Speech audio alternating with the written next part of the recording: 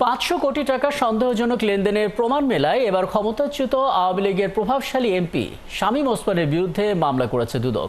অবৈধ সম্পদ অর্জন আর অস্বাভাবিক লেনদেনের অভিযোগে মামলা করা হয়েছে তার স্ত্রীর বিরুদ্ধেও। ওদিকে অর্থ পাচার আর মানি লন্ডারিং এর অভিযোগে চট্টগ্রাম বন্দর কর্তৃপক্ষের চেয়ারম্যান এস.এম. মনিরুজ্জামানের নথিপত্র তলব করে বিভিন্ন দপ্তরে চিঠি পাঠিয়েছে দুদক।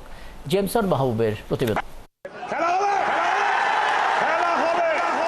খেলা হবে এমন নানা বিতর্কিত বক্তব্য দিয়ে রাজনৈতিক মাঠে আলোচনা সমালোচনায় ছিলেন নারায়ণগঞ্জের পলাতক সংসদ সদস্য শামীম ওসমান।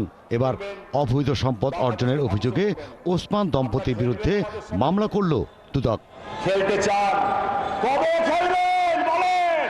এর আগে অর্থ পাচারের অভিযোগে তার বিরুদ্ধে মামলা করে সংস্থাটি। অনুসন্ধানে শামীম ওসমান ও তার স্ত্রীর বিরুদ্ধে প্রায় 500 কোটি টাকা সন্দেহজনক লেনদেন এবং 10 কোটি টাকার অবৈধ সম্পদ অর্জনের প্রমাণ পায় দুদক। অনুসন্ধান শেষে ওসমান দম্পতির বিরুদ্ধে মামলা করল সংস্থাটি।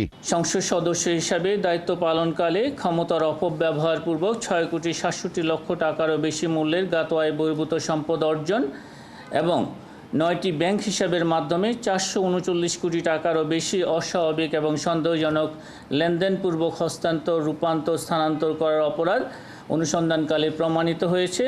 এদিকে ক্ষমতার অপব্যবহার করে অবৈধ সম্পদ ও মানি লন্ডারিংয়ের অভিযোগে চট্টগ্রাম বন্দর কর্তৃপক্ষের চেয়ারম্যান এস.এম. মনিরুজ্জামানের বিরুদ্ধে অনুসন্ধান শুরু করেছে দুদক।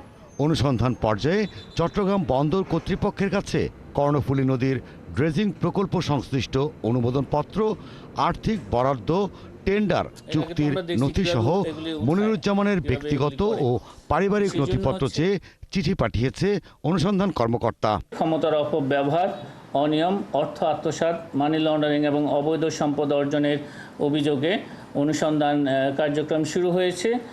এই সংক্রান্তে রেকর্ডপত্র সংগ্রহের জন্য অনুসন্ধানকারী কর্মকর্তা রিকুইজিশন দিয়েছেন। চট্টগ্রাম বন্দর কর্তৃপক্ষকে 28 জুলাইয়ের মধ্যে সব তথ্য সরবরাহ করতে বলা হয়েছে। নতুন নাম সংযোজন হলে নিশ্চয়ই আপনারা জানবেন। জেমসন মাহবুব, 71, ঢাকা।